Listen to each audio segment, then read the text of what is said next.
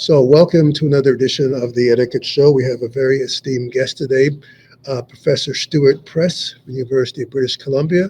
And I'll be introducing Professor Prest because we're going to be, our subject today is, how the quality of our institutions in Canada as far as democratic institutions and the ability of our institutions to stand up to the perceived threat that we Canadians have of the U.S. Donald Trump administration. So, Professor Stewart Prest teaches political science as a lecturer in the Department of Political Science at the University of British Columbia in Vancouver, Canada.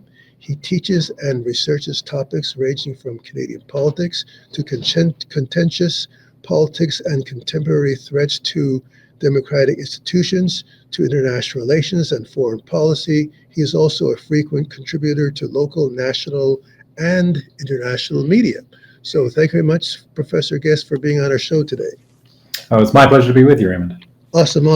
So again, we're here today because I've seen some great interviews you've had about should Canadians be worried about the Trump administration, particularly as targeting of blue states, and you have an esteemed sort of evolution of your career as someone who's been originally concerned, like myself, with international relations in terms of to the quality of our democratic institutions. And one insight which I wanted to ask you about, one sort of question rather, is do you think that the institutions that we have as far as democratic institutions, how would you rate them in terms of their ability to stand up to the threat of, so to speak, of Donald Trump? And the reason which I asked that, Professor Press, is that there seems to be one of the things which impressed me about when, with respect to Trump, is how we as Canadians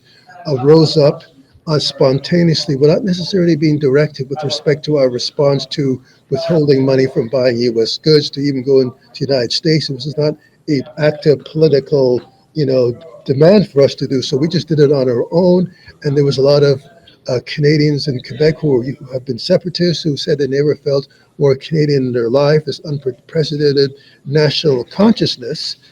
At the same time, one of the, we elected the Liberal government based upon their sort of elbows up philosophy, their elbows up focus that we sort of embraced as Canadians, that a lot of us, decided that we weren't going to vote NDP and we weren't going to vote Conservative because we wanted to support the elbows up context. But at the same time, a lot of Canadians have been noticing that, there seems to have been some, I saw an interesting editorial in the Globe and Mail a few days ago about the Carney government representing a bait and switch of what we thought we were electing and what we're actually getting with what some people characterize as elbows down. So I was just wondering whether you have any insight in terms of that context, or just in general, how ready do you think our institutions are to face up to Trump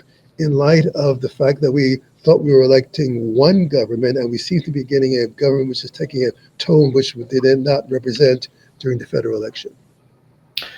Yeah, it's a good basket of questions there that run together. I think the reality is that Canada is always going to be pulled in a couple of different directions at a moment like this, where on the one hand, we really do as Canadians, and this seems to transcend party lines, and as you mentioned, even bring in those who might have been advocating for Quebec separatism. And we can see changes in discourse among some Indigenous communities here in BC as well, rethinking positions on energy infrastructure, the sense of pulling together and standing up against the United States. There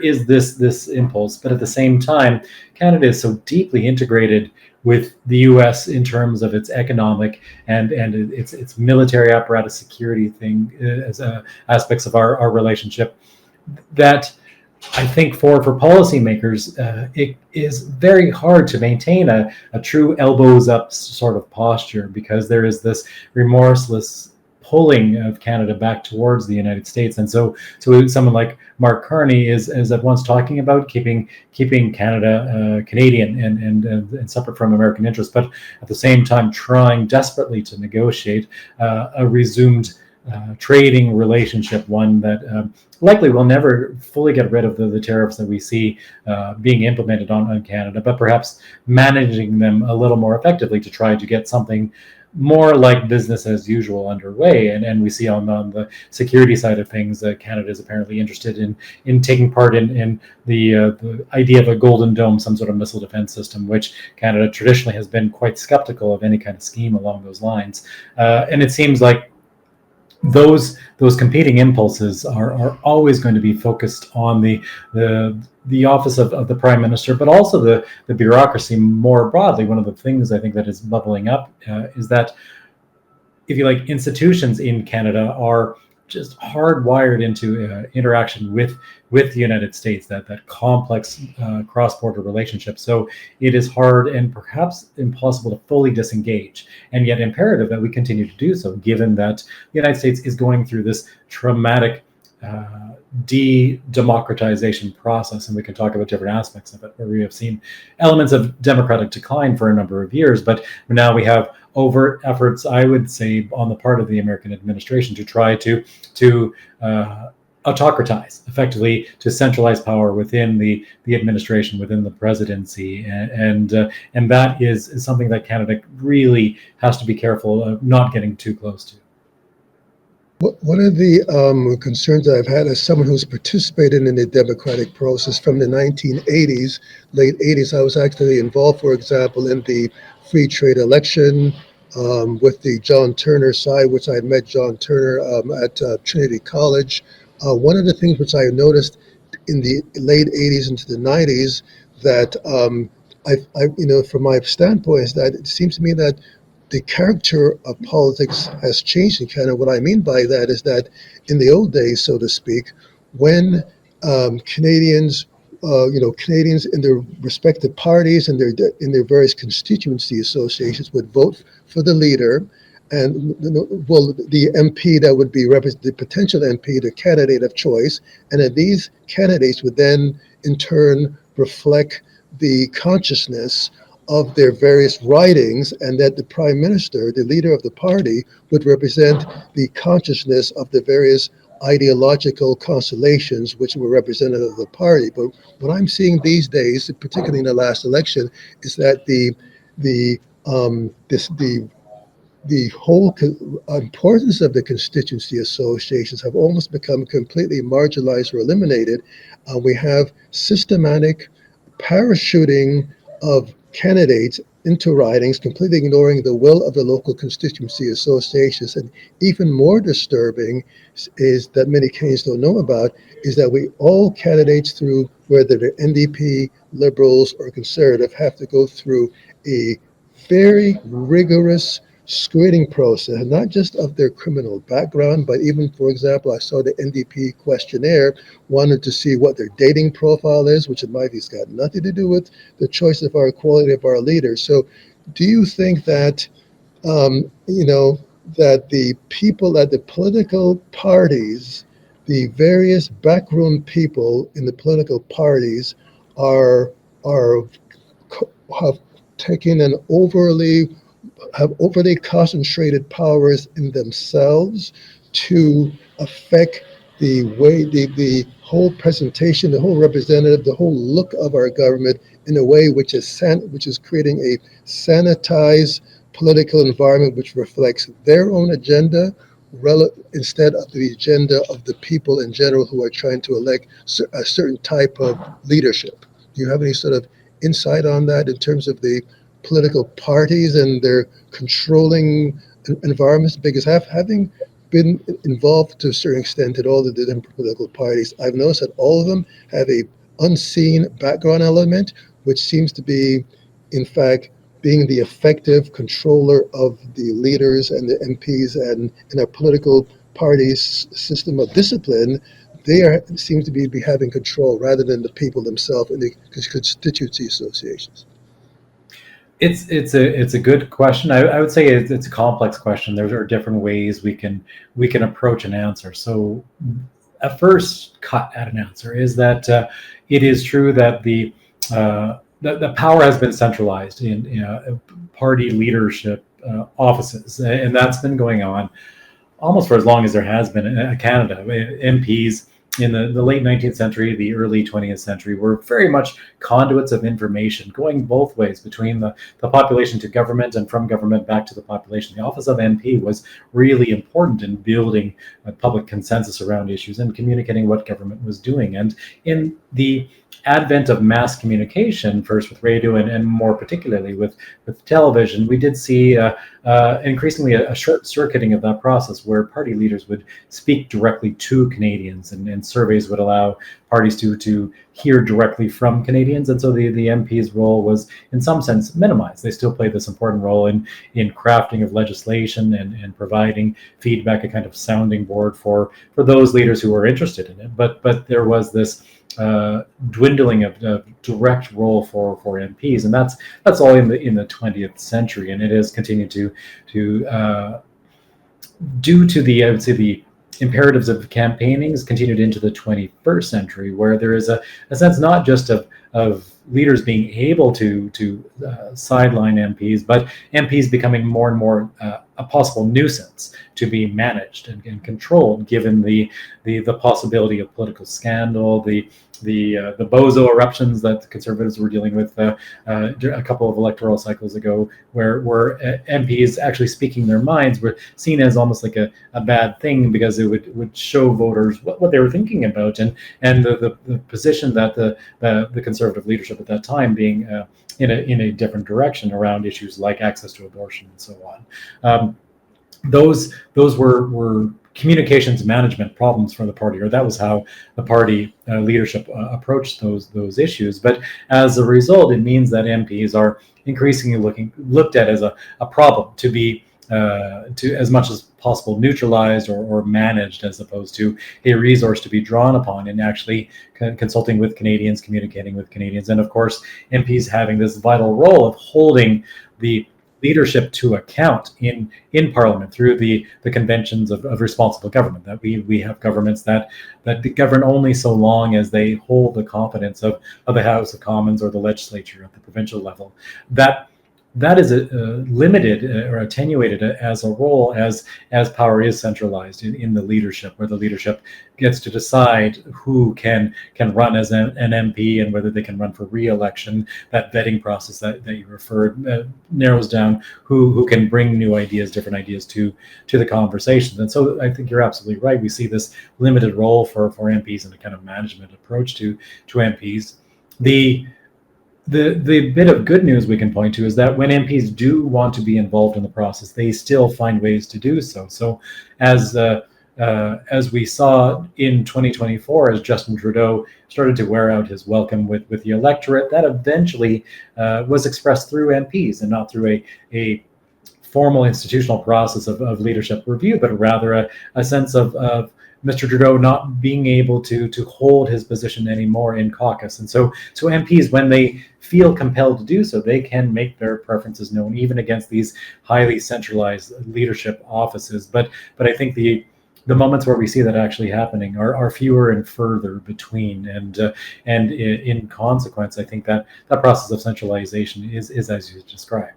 The one other way we can say that it's not all a bad story is that one of the, if you like, guardrails for democracy, or the protections of democracy, is to have political parties that are relatively strong in maintaining a coherent ideology. One of the stories we can tell about the decline of the quality of democracy in the United States is that the Republican Party in particular effectively transformed its identity in ways that we can date back to, say, the Tea Party, the rise of the Tea Party in the early 2000s and into the early teens, where what that party stood for was dramatically reformatted through a grassroots political process. And as much as we want to say that grassroots political processes are always valuable, it can actually move parties away from a commitment to democracy at the extreme to what we see the Republican Party engaging in the United States. So it's ultimately going to be, I think, a kind of balance where parties need ways to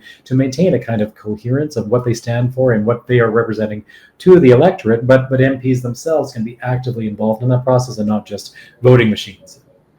Well, definitely, I think that one healthy thing about Canada definitely is the fact that we have ideological distinction rather than just sort of amorphous distinction between the Republicans and the Democrats. But one thing which concerns me is that we've always had the sort of a party discipline and the centralized control of the leader and the prime minister. One thing which I observed during, for example, the Liberal leadership race was that it seemed to me that by just a simple gesture of the Liberal Party, making sure elevating and increasing at a significant level the amount of money required to deposit to become a leader. The same thing trend is happening with the NDP. That in itself limits the amount of people who have that money. It was almost as if they were electing Carney and saying, because you know that Carney is the richest person who was going to be who would be able to compete with that type of money. So what happens is that you eliminate all the people that might have good ideological values that the Liberal Party stands for, but you eliminate them and orchestrate, a certain leadership context.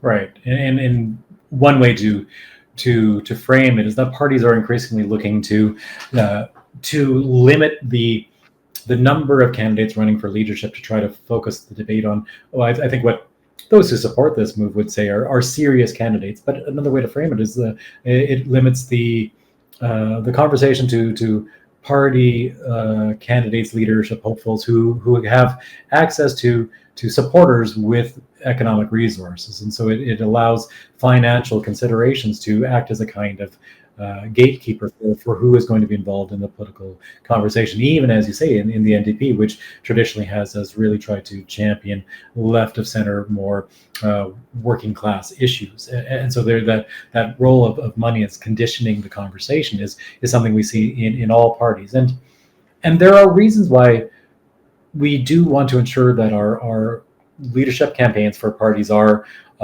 in some sense, regulated. We'll use that word because we want to ensure that Canadians, when they are taking part in these leadership contests, voting in them, those who are part of those conversations and the way in which those conversations are unfolding are legitimate, are not subject to influence of external actors. And sometimes we talk about foreign interference, but it can also be interference from actors even within the country, but essentially trying to shape the political conversation in ways that really pull the party away from its stated position on a variety of issues. And so how to engage in that regulation is a challenging question.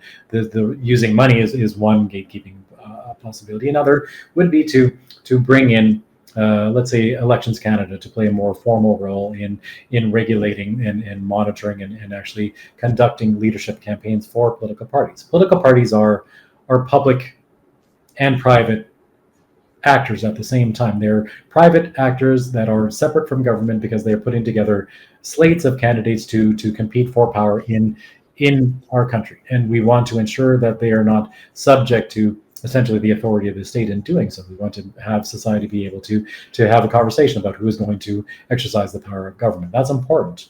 At the same time, parties are playing this crucial role in shaping public discourse. And when we lose public trust in our political parties to conduct their internal elections effectively and legitimately, that can lead to a dwindling of trust for the democratic process more broadly. And so finding a way to ensure the integrity of our leadership campaigns and the vetting of candidates for parties more broadly is an unfinished conversation in Canada, in my view, and one that we need to find additional ways to address. And while financial barriers are the solution of choice for parties, I think we need to look at other ways to engage in that kind of integrity protection.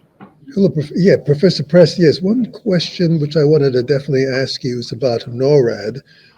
We all know that it's a very much an integrated command structure whereby the Canada and United States, as far as particularly the Air Forces, are pretty much fused together in unified command structure. But do you think that in light of the um, the Trump's threats of annexation and Canadians' concern about sovereignty, that we should restructure NORAD so that Canada and the United States are both cooperating, but we restructured in such a way that Canada and the United States have separate control over their airspace, because there was some weeks ago where there was a situation going on in Alberta, and Canadians were concerned that the U.S. Air Force was basically flew into Canada, and that sort of raised alarm bells about our sovereignty. So, do you think there needs to be a reconsideration of how we interact with NORAD in terms of our sovereignty, and in light of the ongoing annexationist threats from south of the border?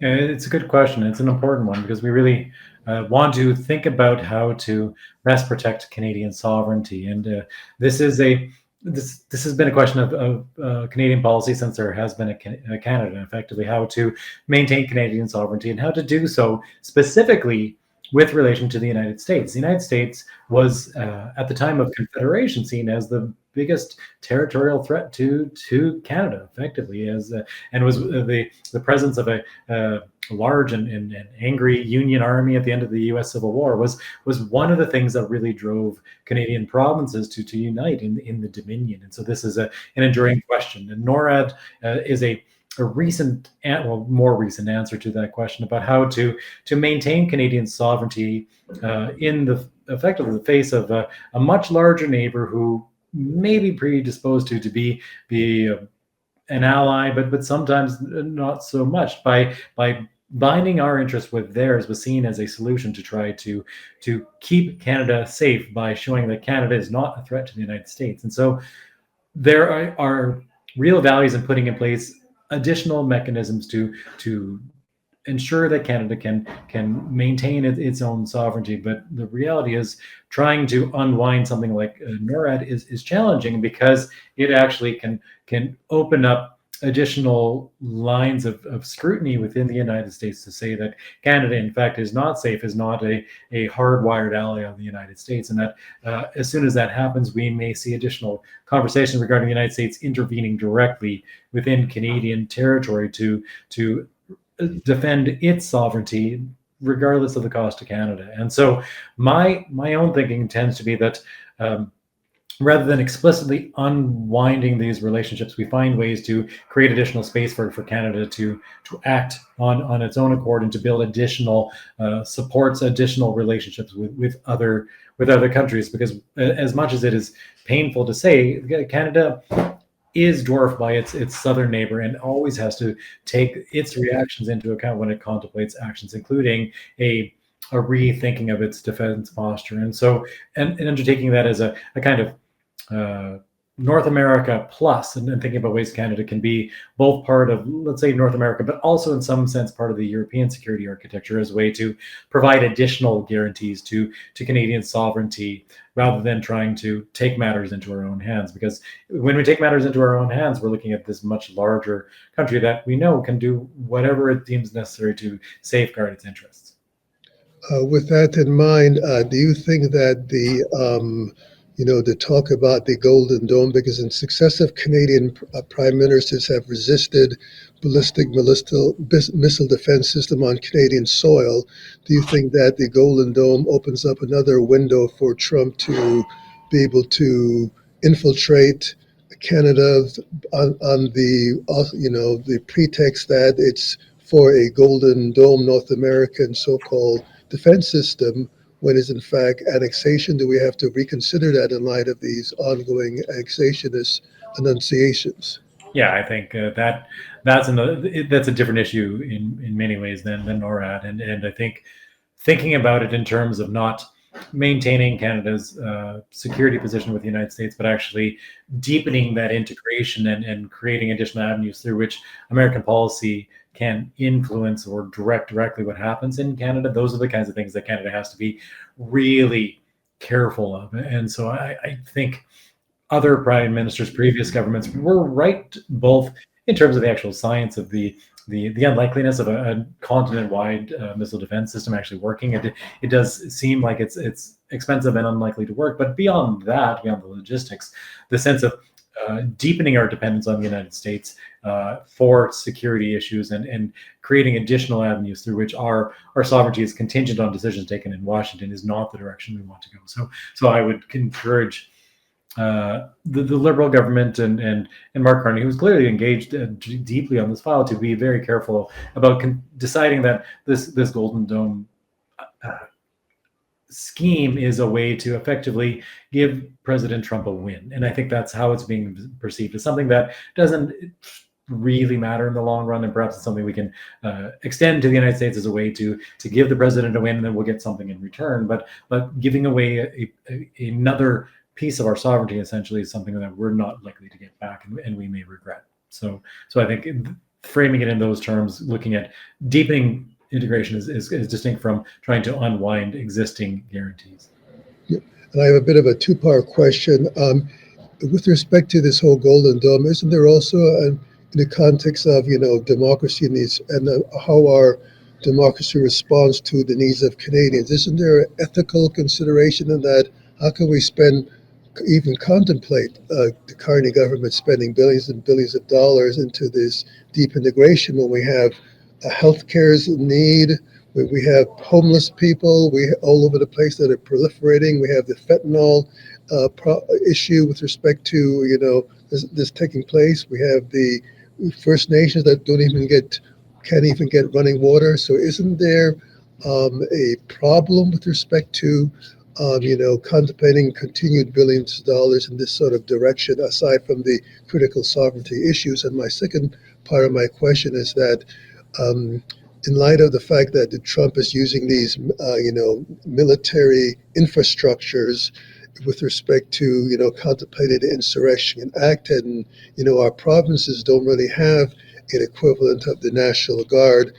Do we have to contemplate securing our own national territorial defenses in order to act as at a very minimum of deterrence to Donald Trump wanting to potentially moonlight and go across the Canadian border and sort of exploit our so-called undefended border in ways that us Canadians do not want to contemplate? So those are taking big swings with both those questions, and they're going in different directions. So I'll try to deal with each in turn. These are big important questions. I think when we think about that sense of evaluating the trade-offs between spending on the military, spending on security versus spending on social services, that's an endemic question to democracy. That effectively is one of the recurring debates. It's so common that in political science literature, when choices for governments are being modeled, it actually has a short form in game theory known as the guns versus butter debate. And so it's a question of how do you optimize spending on guns and butter to achieve a stable and defended sovereign state that is also able to meet the needs of its population. And effectively, different political parties can and should bring different perspectives to bear on the relative balance between spending on guns and spending on butter.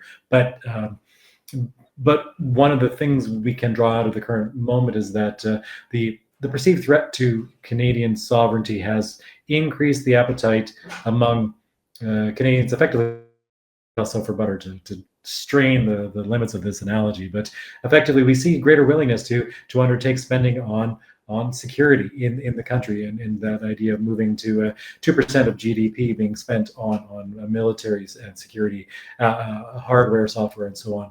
That is a direct response to the perception of Canada's sovereignty coming under a threat that we have not really seen in living memory. And so that is something that successive governments need to continue to grapple with, addressing the need that is being expressed within the population, but also ensuring that these other continuing needs that are likely to become even more significant in periods of economic decline, and certainly a tariff war can be a source of economic decline, that those interests are not being lost. And so this opens up space for a party like the NDP to try to make claims that both the Liberals and the Conservatives are not paying as close attention to in this political era. But it ultimately comes on the political actors themselves to make those cases with Canadians, and ultimately Canadians will differ on how to make those choices, but those choices are always in front of us. With regard to securing Canada's border, I tend to think that having a centralized military command structure with the Canadian Armed Forces providing the security of the country as a whole is the most efficient way to manage our armed forces through the support of a significant reserve system. Where we may want to think about expanding that is to expand the number and variety of opportunities and mechanisms through which Canadians can become involved in their defense. And you'll note that these two questions essentially are pulling in opposite directions. That we're at once talking about the need to address unmet social needs within our society, but also the need to look for new ways to increase our ability to defend the territory that we claim as our own sovereign territory. And so there's always going to be a balancing act there. And I don't know that we want to move towards a world in which provinces have some form of military apparatus in the form of a national or provincial guard, given that can lead to a further decentralization of power, can lead to a further dwindling of the ability of Canada to respond as a single coherent entity. We see debates in the United States today about the deployment of National Guard soldiers from one state to another. It is rightly highly controversial, but by first empowering states to maintain those forces, and that is a legacy of effectively the revolutionary period in U.S. history, something Canada does not have in our own history. Our countries have evolved in different ways, and I personally tend to think having provinces focused on the delivery of social services and not on delivery of security services in the form of defensive sovereignty is a better way to organize. But again, these are big questions, and we're in a new world. We may have to be open to new ideas about how to defend ourselves. Yeah. So definitely, we're just wrapping up. But the concept which I sort of floated around was not provincial guards that reflect the structure of state guards, National Guards, United States, but a separate division of the Canadian Armed Forces that is entirely focused on national territorial defense. That was sort of my sort of thinking. Yeah, and that certainly is part of the conversation, and it's a difficult conversation for the Canadian security community effectively to have, because we, in drafting our security policy, and this has been true since essentially the First World War, we start from the presumption that the United States is our closest continental ally, and that we are thinking about ways to defend North America against and our other allies against threats to their sovereignty. But North America is secured by the partnership of the United States and Canada, and increasingly now the economic partnership with Mexico. But that is no longer assured, and so we need to start to question some of those base assumptions, and thinking about the importance of demonstrating sovereignty and the ability to control territory and to resist incursion. It may become necessary to effectively show the flag in new ways, including in Canada's territory at home. And so that is a way to make it clear that any kind of adventure on the part of our neighbor to the south would not be cost-free, that it would be costly and therefore less likely to be undertaken. And final thoughts in terms of Canada's challenge as far as facing up to Trump's America and the trend towards authoritarianism, and how our democratic institutions can stand up and withstand this type of threat, and wisdom that might lead to, in terms of how perhaps Carney can make a better effort at this direction. Like, any sort of thoughts about that?